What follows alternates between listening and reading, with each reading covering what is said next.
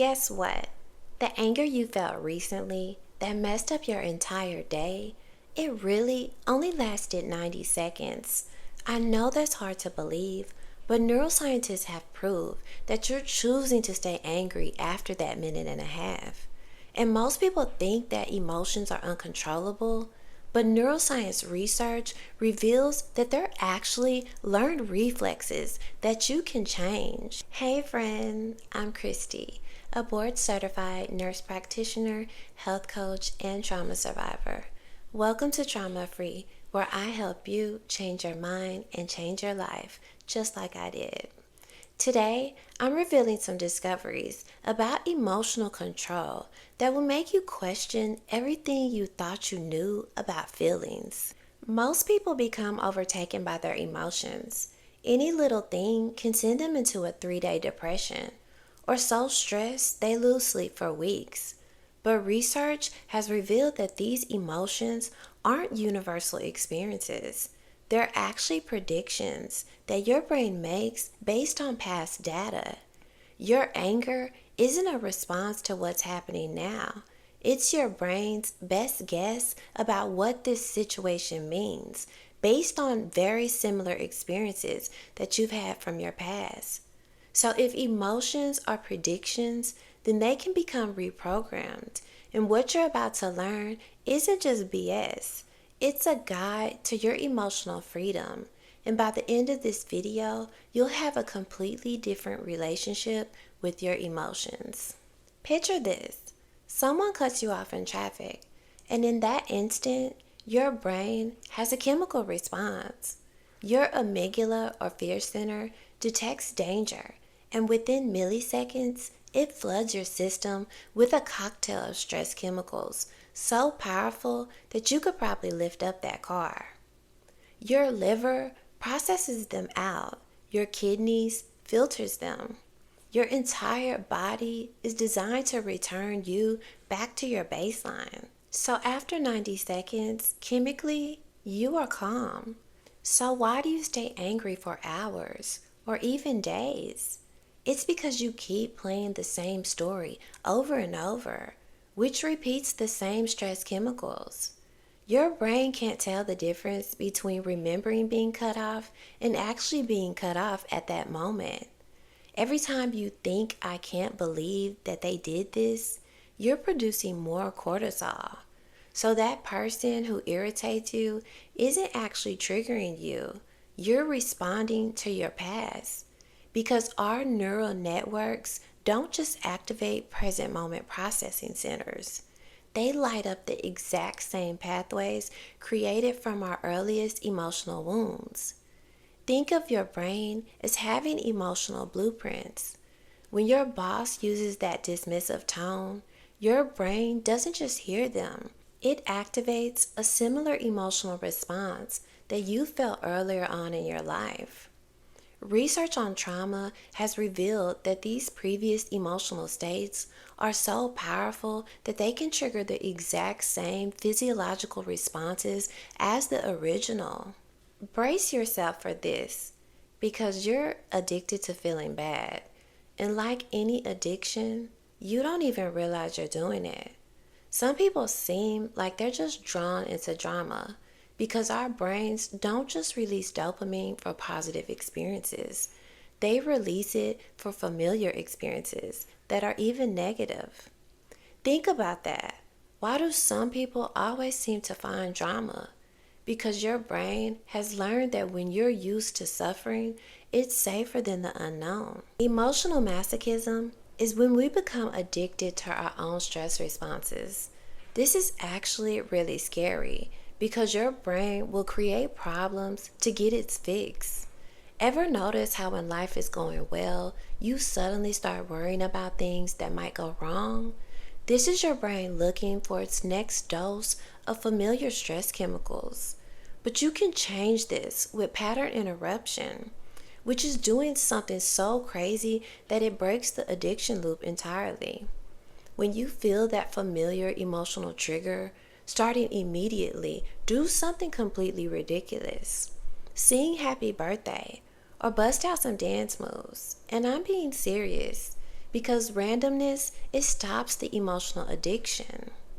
Compulsions thrive on predictability, but when you introduce something unexpected into the pattern, your brain doesn't know which program to run, altering your emotional system. You have to become emotionally strategic, making a choice of which feelings deserve your energy. Would you believe that there's a simple word trick that can instantly cut your emotional intensity in half? Well, there is. In an experiment, scientists found that people experiencing intense emotional distress who said to themselves, "Why is that version of me so upset?" showed a 40% reduction in stress hormones, decreased activity in the brain's emotional centers, and increased activity in areas associated with rational thinking. And this happened within seconds because it causes you to switch neural networks. When you say "I'm angry," you're using the experimental network where you're drowning in the emotion. But when you say "Why is that version of me angry?" you activate the narrative network and suddenly you're in control. This shift changes how your brain categorizes the experience. Instead of "I am angry," which is an identity level, it becomes "I am observing anger" from an observational level. So next time you're mad, don't try to calm down. That only creates resistance. Instead, get curious about that version of you and ask yourself, why is that part of me reacting this way? You'll feel your brain shift from reactive to analytical. Next time you have a difficult interaction, you should consider, what if the person giving you a hard time is actually showing you exactly how to help them? Because aggressive behavior is almost never about power, it's about protection. Every attack is actually a defense. When people hurt others, they're unconsciously recreating their own pain experience. The bully who humiliates you, they're replaying their own embarrassment. And your boss who micromanages you, they're managing their own feelings of being out of control. I learned this lesson from the most toxic person in my life, my mom, who seemed to take pleasure in calling other people out. Instead of fighting back, I started asking myself, what kind of pain must she be in that she needs to hurt others this way? When I considered her past, I saw her lashing out as expressions of her own wounds, and I was able to stop taking them personally. Research on mindsight explains why this works. When you understand someone's internal experience, your brain can't maintain the same level of threat detection. Research on mindsight explains why this works. When you understand someone's internal experience, your brain can't maintain the same level of threat activation because empathy and fear cannot coexist in the same neural space. But instead of just understanding their pain, use it as diagnostic information. The rude cashier snapping at customers, they're probably dealing with feeling powerless in other areas of their life. And the road raging driver, they're likely feeling out of control in some other situation. When you understand that their behavior is about their pain and not you, you can respond in a strategic way instead of reactive. So next time someone's difficult with you, silently ask yourself, what wound is this behavior protecting? You'll be amazed how quickly your anger transforms into curiosity, calming your emotional reactivity. Everyone talks about people pushing their buttons, but here's a reality check. Those buttons only exist because you made them. Triggers aren't random, they're precisely created, targeting your specific unresolved issues. If you're triggered by criticism, you'll find critics everywhere. If you're triggered by abandonment, you'll interpret neutral actions as rejection. Your buttons aren't being pushed, they're the ones doing the pushing. This has to do with repetition compulsion, where we unconsciously recreate unresolved emotional scenarios until we master them. Trauma research has even revealed that our nervous system keeps presenting us with the same test until we pass it. So each button is saying, here's an area where you need to build emotional strength. Instead of asking, why do they keep pushing my buttons? Ask, what is this button teaching me about myself? Is it showing you that where you need better boundaries? Or where do you need more self-worth? Or where do you need to heal old wounds? When you deconstruct what exactly triggered you, you can identify the first time that you felt this way. And what skill do you need to develop to handle this differently? Thank your triggers. I know it sounds crazy, but research on neuroplasticity shows that gratitude rewires your brain's response patterns. So when someone pushes your buttons, think to yourself, thank you for showing me where I still need to grow. You want to reach the point where your triggers become your teachers. Your buttons become the areas that you need to work on, and your most difficult people become your greatest opportunities for emotional mastery. Anger is almost never the primary emotion because anger is really a secondary emotion. It's actually armor wrapped around our most vulnerable feelings. When your nervous system detects a threat to your ego, your safety, or your sense of belonging, anger rushes in faster than the feeling of being vulnerable. You're not mad that your friend forgot your birthday. You're sad because it feels like you don't matter to them.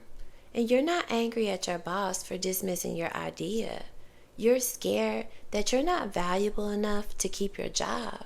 When you name the real emotion underneath the anger, something happens called emotional granularity, which is the ability to accurately identify and label our feelings, which rewires our brain responses to stress. Research shows that people with higher emotional granularity have less activity in their amygdala, the brain's fear center, and more activity in their prefrontal cortex, the area responsible for your brain's decision making. And this emotional maturity reduces the intensity of negative feelings by up to 50% and increases our ability to choose helpful responses. So next time you feel anger beginning, pause and ask, what am I really feeling underneath this? The answer often dissolves the anger almost instantly. Between stimulus and your response, there is a space. And in that space is our power to choose our response, which holds our growth and freedom. Mindful awareness can expand the neural space between a trigger and a reaction. Using brain imaging technology, scientists can now see this gap growing from milliseconds to several seconds, which is enough time to choose your wisdom over being reactive. When we practice mindfulness, the prefrontal cortex becomes more active, while the amygdala becomes less responsive. So when you're triggered, pause and ask yourself one question. What response would I respect tomorrow? This single question allows your future self to guide your present choices, transforming you from a victim of your emotions into a master of your responses.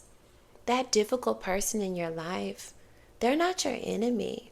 They're helping you to emotionally train you. Think about it. No one becomes physically strong by sitting on the couch. Muscles grow under resistance. Your patience, resilience, and emotional intelligence work the same way. They strengthen when challenged, not when everything is easy. And people who view challenges as opportunities develop stronger neural pathways for resilience. Brain scans have shown that when we reframe difficulties as growth opportunities, our brains create new connections that make us more adaptable and emotionally stable. So that negative coworker isn't ruining your day. They're building your patience. And that negative family member isn't ruining your self-esteem. They're teaching you to validate yourself internally. I started thanking difficult people silently. Instead of thinking, why is this person so challenging? I began to think, thank you for this opportunity for me to stay centered through challenges. The stronger you get emotionally, the less difficult those people become. True compassion requires boundaries. I know this statement challenges everything we've been taught about love and caring, because society tells us that if we truly care about someone, we should feel their pain as our own. But research reveals that this approach is not effective and actually harmful to both parties, because people who try to feel others' emotions actually help less effectively than those who maintain a compassionate distance. Being an emotional sponge leads to empathetic distress, a state where we become so overwhelmed by another's suffering that we shut down or lash out. And brain imaging reveals that people experiencing empathetic distress show the same neural patterns as those experiencing direct trauma. It's basically the difference between being a lifeguard and a drowning victim.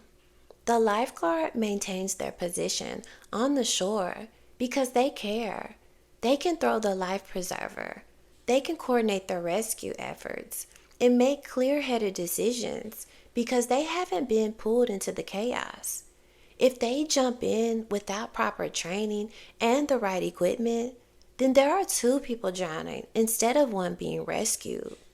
People who practice empathetic concern, which is caring about others while maintaining emotional regulation, have stronger activation in brain regions associated with positive emotions and social cognition. Meanwhile, those who practice empathetic distress show activation patterns similar to depression and anxiety. You can care without carrying. You can support without taking it all in. This means that you can witness someone's pain without making it your own. You can still offer presence, resources, and love while maintaining your emotional equilibrium.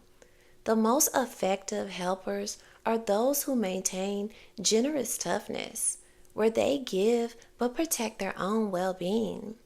You cannot guide others through emotional storms if you're drowning in them yourself. Emotional mastery isn't about becoming robotic or suppressing your humanity. It's about becoming strategic with the most powerful force in human experience, your emotions. Remember, feelings aren't facts. They're signals, patterns, and often outdated programs from your past, because emotions are actually constructed by our brains using our past experiences, current context, and learned patterns. This means we have far more influence over our emotional experiences than we believe. Neuroplasticity research shows that consistent practice of emotional regulation techniques creates measurable changes in brain structures within 8 to 12 weeks. The prefrontal cortex grows thicker, the amygdala becomes less reactive, and new neural pathways form that make emotional intelligence automatic rather than through effort. So that onset of anger that can mess up your entire day, now it should only be 90 seconds of awareness, followed by an intentional choice.